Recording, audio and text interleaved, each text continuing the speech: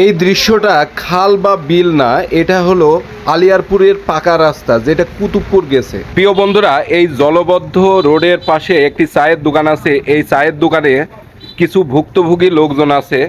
এই লোকজনের কিছু বক্তব্য আপনারা শুনলে বুঝতে পারবেন আমাদের আলিয়ারপুরের যে রোডটা কুতুবপুর পান গেছে, এই রোডের মানুষরা কতটা দুর্ভোগের শিকার হয়েছে। এই যে আমাদের কাছে এক নানা আছে, নানার বক্তব্যটা শোনেন। আসসালামু আলাইকুম।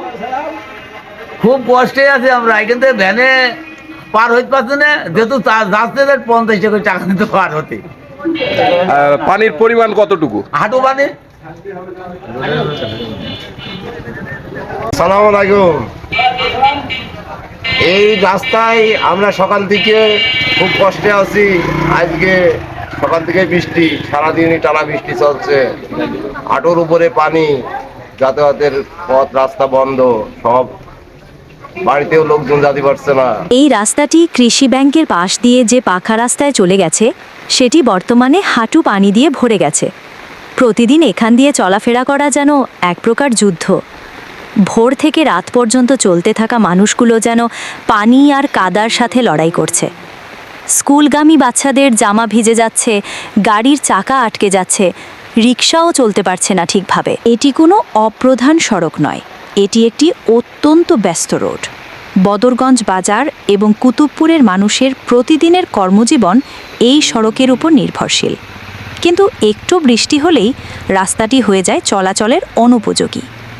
অথচ এই রাস্তাটি যদি একটু উঁচু করে নির্মাণ করা যেত, ঠিকমতো ড্রেনেজ ব্যবস্থা থাকতো, তাহলে মানুষকে এই দুর্ভোগ পোহাতে হতো না। স্থানীয় বাসিন্দাদের সাথে কথা বলে জানা গেল, দীর্ঘদিন ধরে এই সমস্যার কথা জানানো হয়েছে, কিন্তু দৃশ্যমান কোনো ব্যবস্থা আজও নেওয়া হয়নি। অথচ প্রশাসনের একটু সদিচ্ছা থাকলেই এই সমস্যার সমাধান সম্ভব। আমরা চাই এই ভিডিওটি পৌঁছে যাক জনপ্রতিনিধি, প্রশাসন ও মন্ত্রণালয়ের নজরে, মানুষ যাতে অন্তত একটি ভালো রাস্তা দিয়ে চলাচল করতে পারে। এই সমস্যা আজকের নয়, বছর বছর ধরে এই দুর্ভোগ চলছে। কিন্তু আমরা যদি চুপ করে থাকি, তাহলে কোনোদিনই এর সমাধান হবে না। এই ভিডিওর মাধ্যমে আমাদের একটাই আবেদন, বদরগঞ্জ বাজারের কুতুবপুর রোড যেন দ্রুত সংস্কার করা হয়। সঠিক উঁচু রাস্তা নির্মাণ, ড্রেনেজ ব্যবস্থা নিশ্চিতকরণ এবং নিয়মিত রক্ষণাবেক্ষণ যেন করা হয়।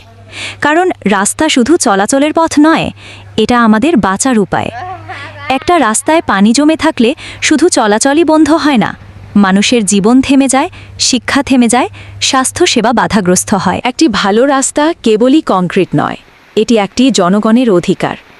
আমরা চাই কুতুবপুর রোড যেন হয় চলাচলের উপযোগী। আপনারা এই ভিডিওটি বেশি বেশি করে শেয়ার করুন, যাতে আমাদের কণ্ঠস্বর বর্তমান সরকারের কানে পৌঁছে যায়। একটু সচেতনতা, একটু দায়িত্বশীলতা, তাতেই বদলে যেতে পারে আমাদের জীবন।